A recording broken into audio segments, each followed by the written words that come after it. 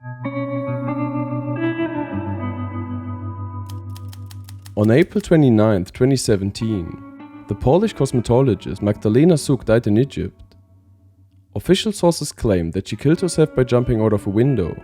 However, there are many things, such as disturbing surveillance footage from a hospital, that contradict this theory. But let's start at the beginning.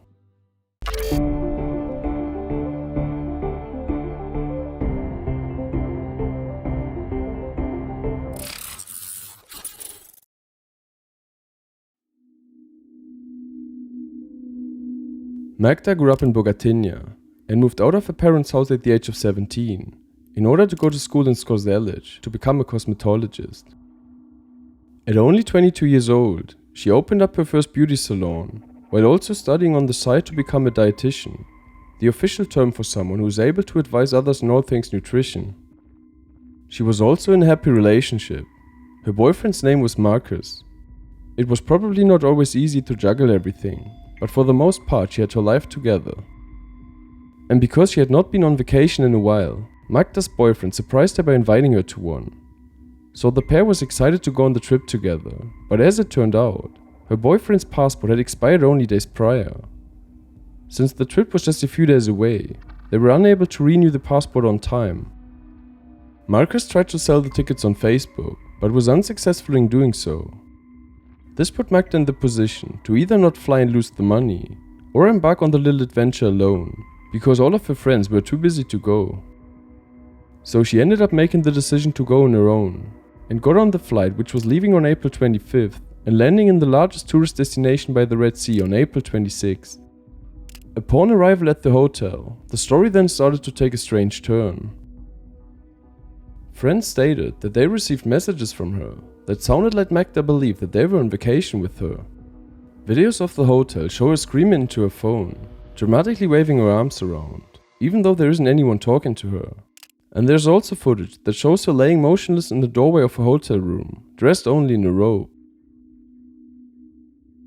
She sent messages to her family, asking where they were at and when they would come to join her. These messages were sent from the phone of one of the tour guides, with the name Mahmoud K. Shortly after, she appeared to turn her phone back on, and she called her sister, stating that she believed that someone may have put something in her drink because she was feeling strange. Over the next days, her condition got even worse, which is why Marcus ended up booking an early return flight for her, so that she would be able to cut the trip short and come home. At the same time, he also asked one of Magda's friends, Maciej, to fly to Egypt to pick her up. This fact alone shows how worried Marcus must have been and how poor the condition truly was. But so that you can better understand the situation, here's the hotel footage. This video was recorded on Friday and sent to the family. Here another recording of her in her bed. In my opinion, the entire scenario, meaning how the tour operator employees are holding the camera in her face, seems very weird. If she was really suffering from a mental breakdown, then I can understand why the workers wanted to capture it on video, so that they can effectively communicate and show her behavior to the family, so that they would know what was going on. On the other hand, this had to be difficult for Magda, who was clearly going through something and just wanted to be left alone. Magdalena's family points out that she didn't have any mental issues prior to her trip to Egypt. On Friday, April 28th, Magda went to the emergency room at the hospital. However, she didn't receive treatment there. There are two different theories regarding the reasons for that. The first one is that the hospital didn't treat any mental episodes, which is why she was turned away. The second one says that Magda changed her mind and didn't want to be treated. To confirm the second theory, one doctor stated that she didn't even want to get out of her car, even though there's video footage that shows that she enters the hospital on her own free will and allows the personnel to point her in the right direction. She did seem a bit disoriented, but not really confused. This might have been caused by the fact that she didn't feel comfortable going to the hospital in a foreign country, where she did not even speak the same language as the hospital employees. After the trip to the hospital, she drives back to the hotel, and the next day she goes from there to the airport to fly back home. However, she was not allowed to board the flight, because based on some witness statements she was drunk, while others claim that she displayed manic behavior. Now, it's difficult to say which reason is true, but either way she was not allowed to fly. That was why she went back to the hotel.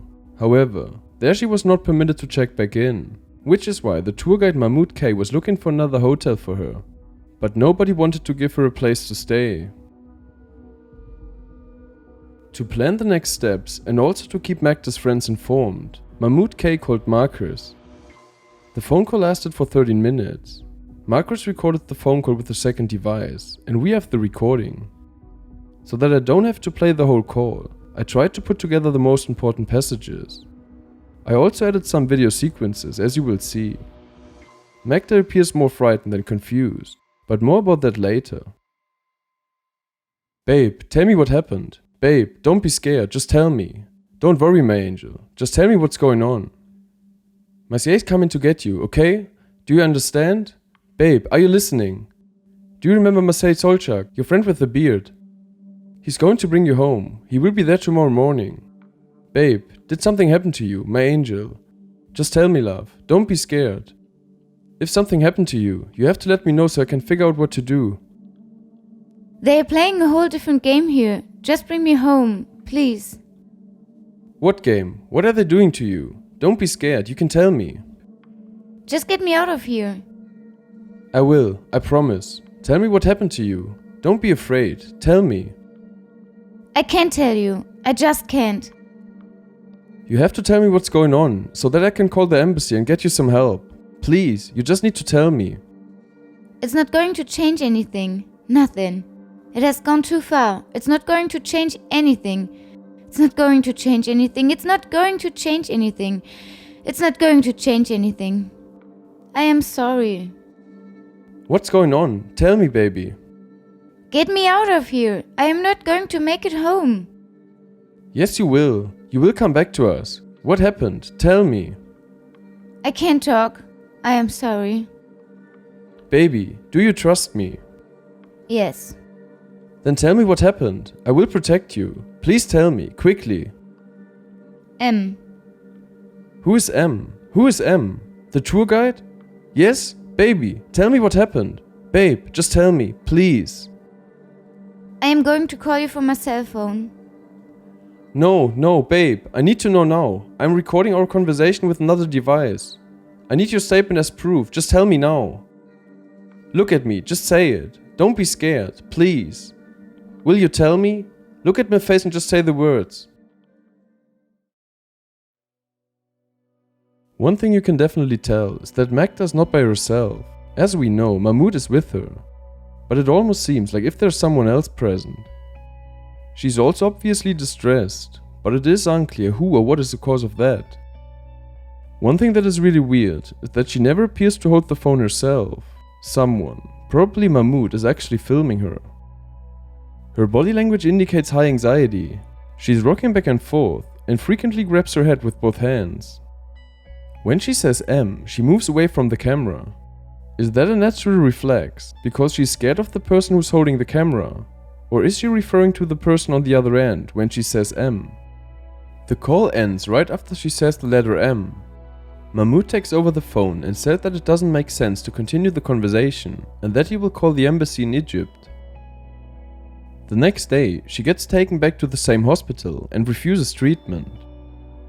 Sources say that the footage shows hospital employees, but the guys in the front look more like they might be working for the tour operator. In the beginning of the video, Magda is first stumbling into the right and then into the left wall, and you can tell that she is upset and desperate. It is difficult to assess the situation and the behavior of the people in the video. You can't be sure if Magda had a maniac episode or if she was displaying highly aggressive behavior.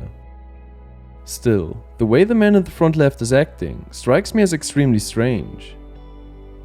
He leans against the wall right next to her, while constantly looking around, as if he was nervous to be caught doing something wrong.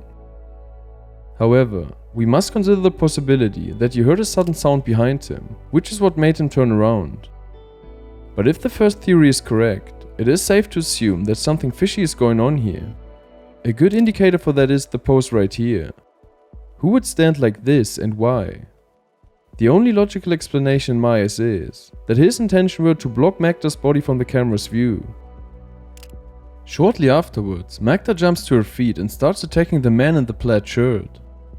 In the video you can see her screaming. She appears highly upset. The anger and desperation seem to be directed towards him, but he is also the one who tried to calm her down the most and came the closest to her. I noticed another thing worth mentioning. When she jumps up, she accidentally pulls the blinds halfway down. Soon after, the nurse goes over and lets them all the way down. Why?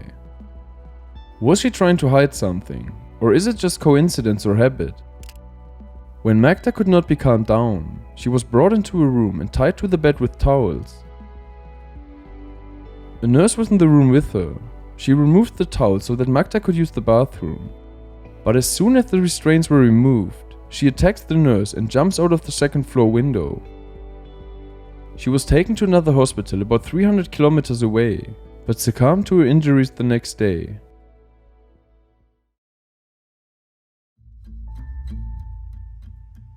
Investigators in Poland classify this case as a suspicious death, while officials in Egypt issued a statement that Magdalena Zuk's death was ruled a suicide. But you can tell that the Egyptian officials keep their focus on what happened on the video in the hospital room. They only see Magda attempt to jump out of the window, while the people that were present tried to hold her back. At least this is what a newspaper in Egypt reported. But just so that you can form your own opinion, let's take a closer look at the two suspects. Mahmoud K.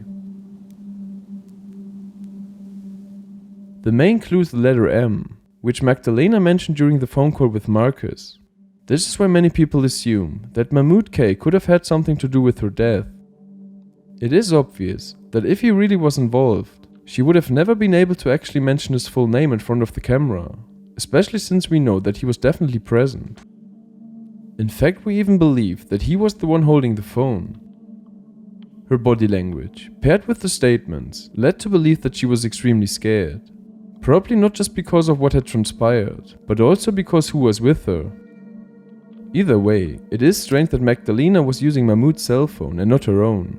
It was almost like he wanted to keep track on what she was communicating to her boyfriend, because clearly her phone worked, which is confirmed by telling Marcus that she would be turning her phone back on to call him back. There are also sources, though not particularly trustworthy ones, that claim that Mahmoud had a certain reputation in Egypt to drug women. What supports this theory is that right after Magdalena's death, Mahmoud deleted all of his social media profiles. But of course a reason for that could be that he was getting countless messages and threats based on the many speculations and different theories of different videos and online users, and wanted to protect himself from them. If he, however, in fact had already drugged other women before, then it is very possible that Magdalena became one of his victims, which caused her to have a drug-induced mental breakdown. This would at least partially explain her erratic behavior, though there are still some open questions regarding her death. Did she really jump out of the window, or was she killed? But even if she did jump out of the window, we still have to ask ourselves the question whether or not this should be considered murder. Magdalena's family supports this theory and strongly believe that Mahmoud is the reason for her death, but they go even further and believe that not only was she drugged, but also that worse things had been done to her. As a result of it, she was then killed, so that she could not testify against the ones responsible. What they suspected might have happened to her was a gang rape. However, the autopsy report didn't confirm this. No signs of a rape were found, so the family's claim didn't get confirmed. I should note though, that the whole report was never published, only certain parts of it. The Egyptian police brought Mahmoud in for questioning, but didn't believe that he was guilty, so they released him again.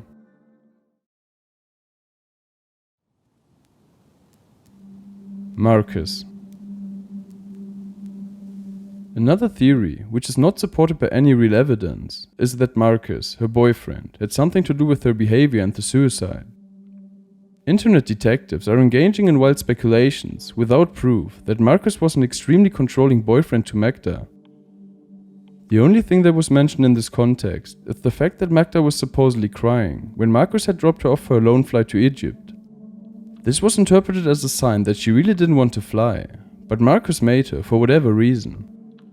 I for my part don't believe in this theory, because the evidence clearly says otherwise. Marcus tried to help her. He didn't just record the conversation with the thought to show it to the police or the embassy as evidence, but he also sent a friend of Magdalena's to Egypt to help her. Besides that, he was actually trying to sell the tickets off on Facebook, so that Magdalena wouldn't have to go alone, but instead fly together at a later time, once Marcus had renewed his passport. But of course, once again, there are speculations which are trying to shed a different light on the facts, because supposedly there had been offers for the ticket, which were rejected by Marcus, supposedly to make sure that Magdalena still had to go by herself. The last statements are just baseless claims and speculations. This theory really just depended on the use of the letter M, which makes the case even more mysterious in the eyes of the public. But this is not fictitious crime story, this is the bitter, brutal truth. And I feel like Marcus had enough to deal with, because of dealing with the loss of his beloved girlfriend, whom he had tried to help to be strong and fight against whatever she was going through. One thing is safe to assume, Magdalena was given drugs, probably in a drink. Who was responsible for that is difficult to tell.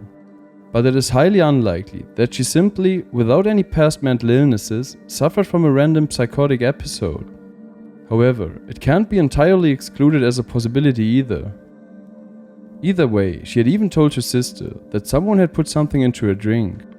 But of course, you also have to ask yourself if she voluntarily consumed the drugs, and if so, did they have side effects she didn't expect? However, I doubt that she would take drugs the very first night she arrives in a foreign country. But besides the theory surrounding her mental state, the question still remains if she really actually killed herself.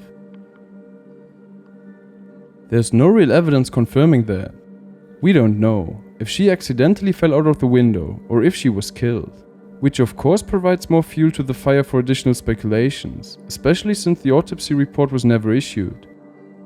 Besides these things, there's no other information available on this case. It is my personal belief that she did in fact get drugs from somewhere, probably from Mahmoud, which ended in a mental breakdown and ultimately led to her death by suicide. According to a statement, she was turned away from the hospital because they don't treat mental illnesses. If this is really true, it is safe to assume that there are no professionals who are familiar with psychotic episodes, which is why they could not help her, and the video recording seemed so strange, although they actually had no bad intentions.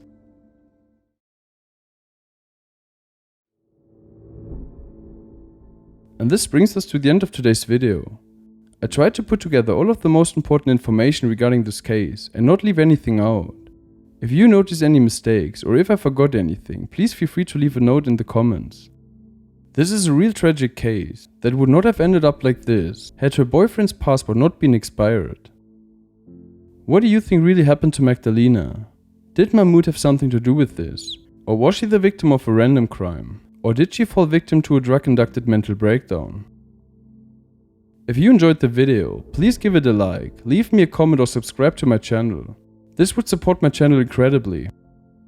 Thank you in advance and thank you for watching. Have a good night and see you soon.